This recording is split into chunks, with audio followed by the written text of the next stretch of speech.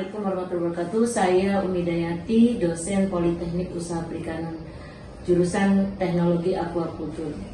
Pada perencanaan pembelajaran semester 3 ada mata kuliah pembenihan ikan, di mana pada pertemuan 10 dan 11 itu ada tentang pemijahan reproduksi pada ikan, di mana pembelajaran itu terdiri dari membedakan jantan betinanya ikan, bagaimana teknik pemijahan, itu akan dipelajari. Setelah teori itu akan dilaksanakan praktek, di mana prakteknya itu setelah teori yang dilakukan. Terima kasih. Wassalamualaikum warahmatullahi wabarakatuh. Warahmatullahi wabarakatuh. Waalaikumsalam warahmatullahi wabarakatuh. Baik, untuk memulai mata kuliah hari ini pembenihan, sebaiknya kita berdoa dipimpin oleh ketua kelas. Silakan ketua kelas. Di sini Bu, sebelum mulai kegiatan pembelajaran pada pagi hari ini, alangkah baiknya kita berdoa menurut kepercayaan masing-masing. Kita berdoa mulai.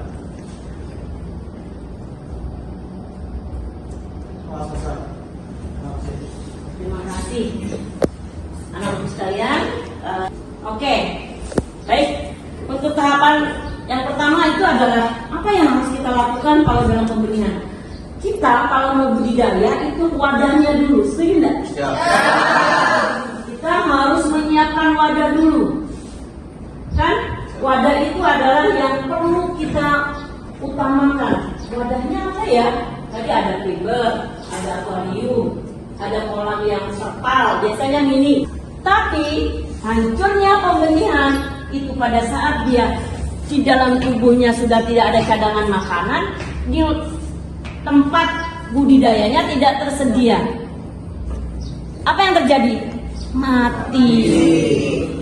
Ya, jadi saya yakin kalau anak-anak ini jantan, betina dicampur jadi satu bisa menetas. Tiba-tiba Bu pada mati, gitu ya?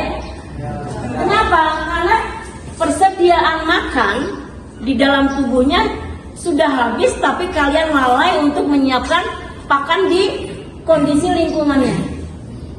Paham nggak? Jadinya dia kelaparan, akhirnya mati. Ya, memang 3 hari itu tidak usah disiapkan makanan karena ada your egg-nya, ada cadangan makanannya. Tapi di dalam tubuhnya sudah tidak ada cadangan makanan, di tempat budidayanya tidak tersedia.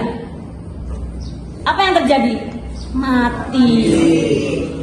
Ya. Jadi saya yakin kalau anak-anak ini jantan, betina dicampur jadi satu bisa menetas. Tiba-tiba Bu pada mati, gitu ya? Kenapa? Karena persediaan makan di dalam tubuhnya sudah habis, tapi kalian lalai untuk menyiapkan pakan di kondisi lingkungannya. Paham nggak?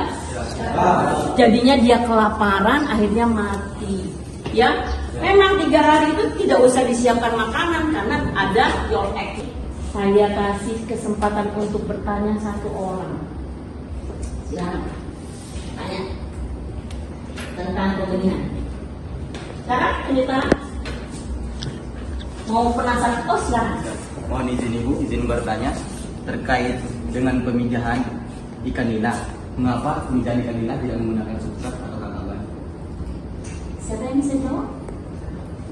Kenapa sih ikan nila tidak pakai substrat? Siapa yang bisa jawab?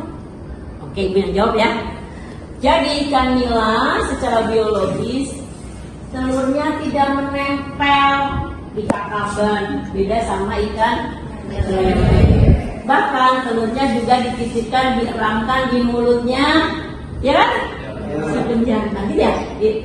Beda. Jadi gini, kalau ikan laut itu bahkan melayang, dia melayang di permukaan, tidak menempel. Jadi kalau nanti kita belajar bagaimana cara membenihkan ikan, harus wajib mempelajari biologinya dulu. Menempel nggak sih?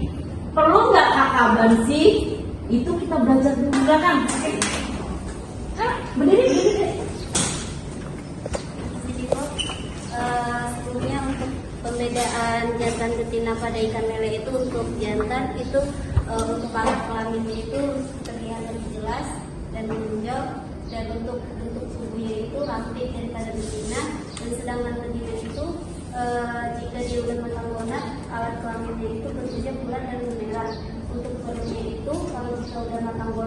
bulat dan jika diraba itu terasa lunak. 100 buat kamu. Tepuk tangan.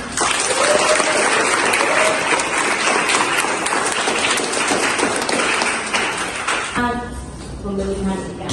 Oke, salah satu taruni atau taruna yang bisa menyusukan apa sih hari ini kan kita dapatkan perkuliahan sama ibu. Silakan salah satu.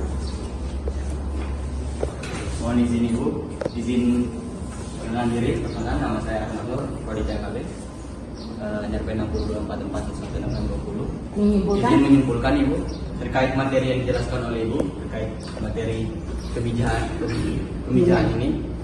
Yang awal harus kita lakukan sebelum kita melakukan pemijahan adalah dengan mempersiapkan wadah. Setelah wadah dipersiapkan, kemudian disterilkan.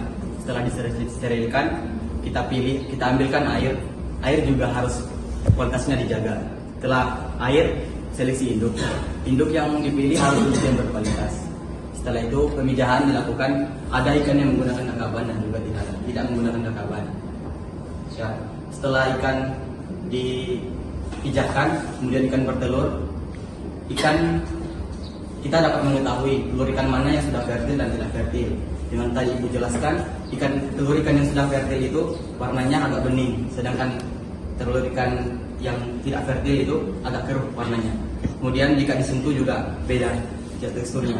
Kemudian setelah ikan menetas, ikan juga perlu perawatan intensif seperti pemberian pakan. Pakan harus disesuaikan dengan bobaan mulut ikan dan juga protein yang diberikan harus sesuai dengan kebutuhan ikan.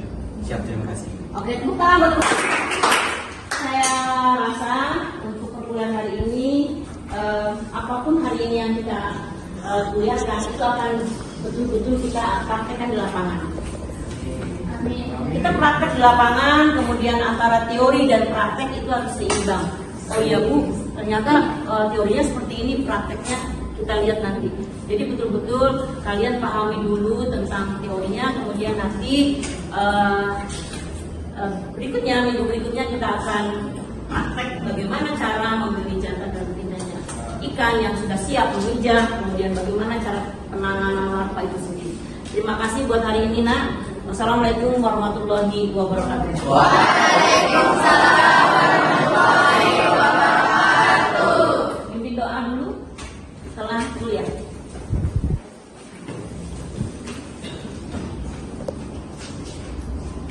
Dulu mengakhiri kegiatan pelajaran pada siang ini, alangkah baiknya kita menutup dengan doa menurut kepercayaan masing-masing. Doa mulai.